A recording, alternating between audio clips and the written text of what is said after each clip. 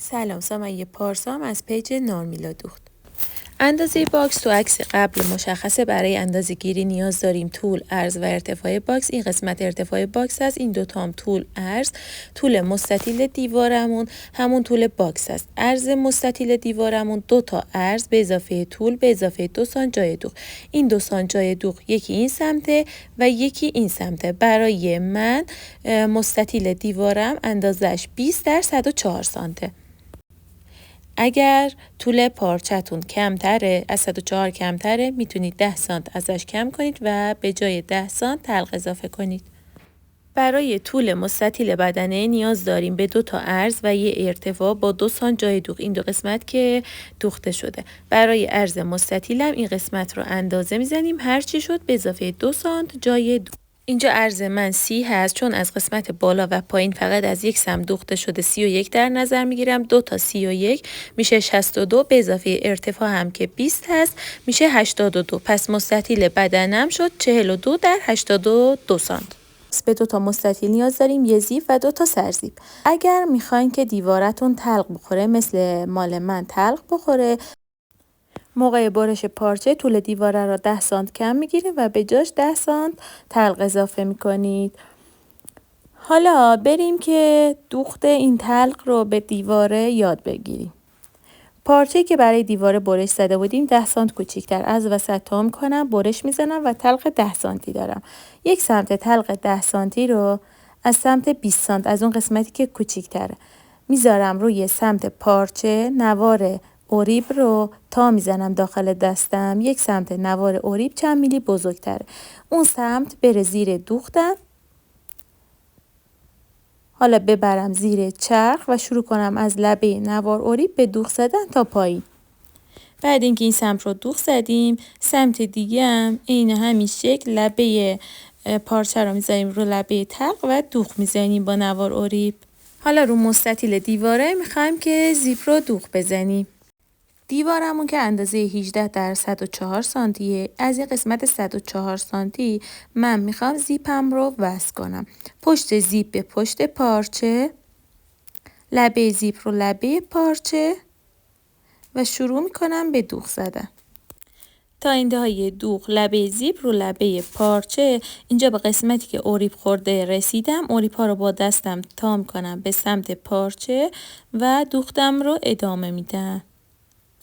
حالا این قسمت رو باید اوریب بزنیم. مثل دفعه پیش اوریب رو داخل دستمون تا میکنیم. اون قسمتی که یکی دو میل بزرگتره بره زیر دوختمون و قسمت بالا از روی لبه اوریب شروع میکنیم به دوخت.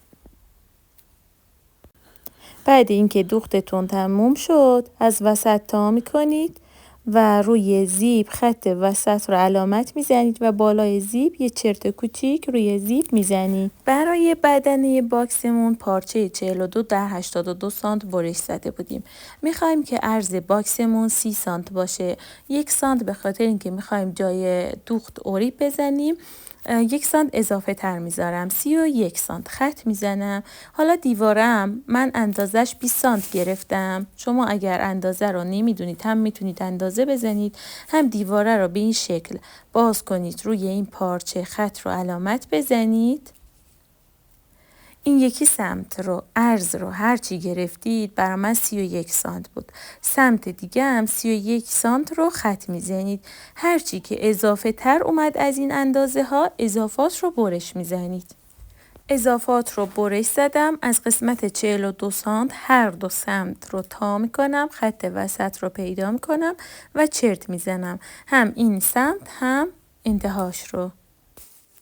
دیواره‌ای که دوخته بودم خط وسط رو پیدا کرده بودم. خط وسط دیواره رو میذارم رو خط وسط این قسمت 42 سانتی بدنه و دوخت میزنم تا انتهای 42. سمت دیگه هم این یکی سمتم لبه زیپ رو لبه پارچه از بالا تا خط وسط دوخت میزنم. عرض دیواره رو 30 سانت در نظر گرفته بودم، چون 1 سانت هم جای دوغ گذاشته بودم. 31 سانت از این گوشه روی پارچه بدن 31 سانت خط زدم موقعی که میخواستم الگو رو اندازه بزنم. این دیواره رو کامل فیکس میکنم جوری که هیچ چینی اضافه‌ای نباشه تا برسم به اون خط 31 سانتی که علامت زده بودم روی بدنه اصلی. خط رو انتقال میدم روی دیواره و اضافات رو برش میزنم. سرزیپم رو از این سمت جا میزنم.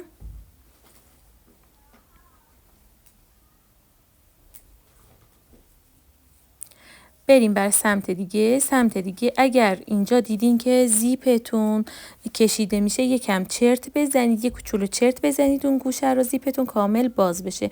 لبه زیپ رو لبه پارچه فیکس کنید تا اون خط 31 سانتی روی بدنه که خط زده بودیم برسید. این خط رو انتقال بدید روی دیواره و اضافات رو برش بزنید. اینجا حواستون باشه که هر دو سمت دیواره ها همون یکی سمت هم این سمت تو یه راستا باشه. حالا بقیه باکس رو فیکس میکنیم. هر جا دیدی نیازه که گوشه ها رو چرت بزنید یه چرت چند میلی روی پارچتون بزنید. کامل این گوشه باید فیکس بشه. گوشه به صورت 90 درجه باشه.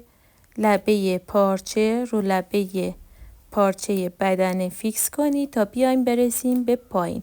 این پایین که رسیدین حتما باید به اون خط 20 سانتی که موقع علامت زدن روی بدنه پارچه علامت زدین برسین. این گوشه رو میتونید دوباره چرت بزنید یکم که این گوشه کامل حالت 90 درجه بگیره.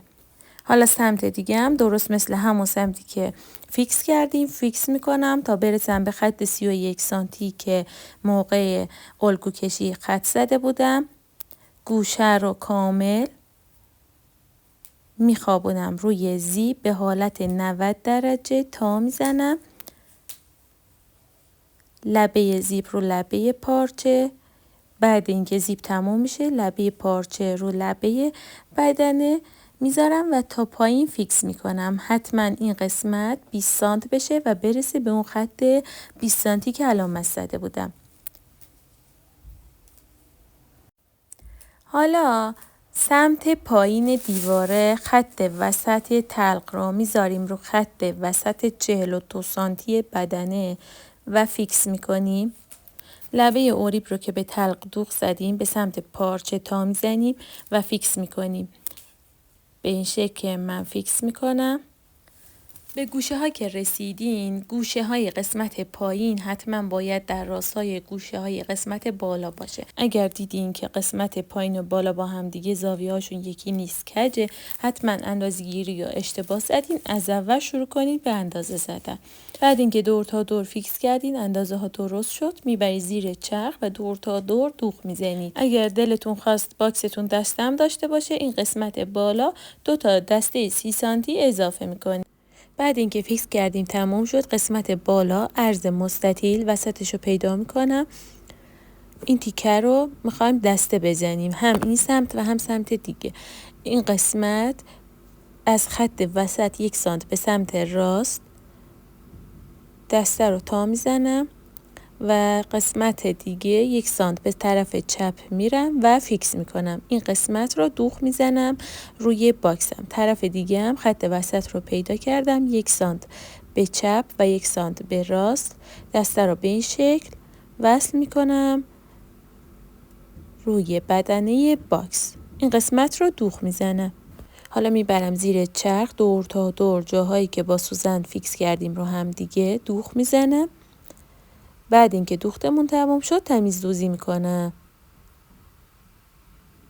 به گوشه ها که رسیدیم پارچه بدنه رو یه چرت ریز میزنید تا کامل بخوابه رو گوشه. جایی که تلق داره اگر بخواین که راحت دوغ بزنید روی تلق کمی روغن بزنید با دستتون پخش کنید. خیلی راحت بدون چین خوردگی دوغ میخوره.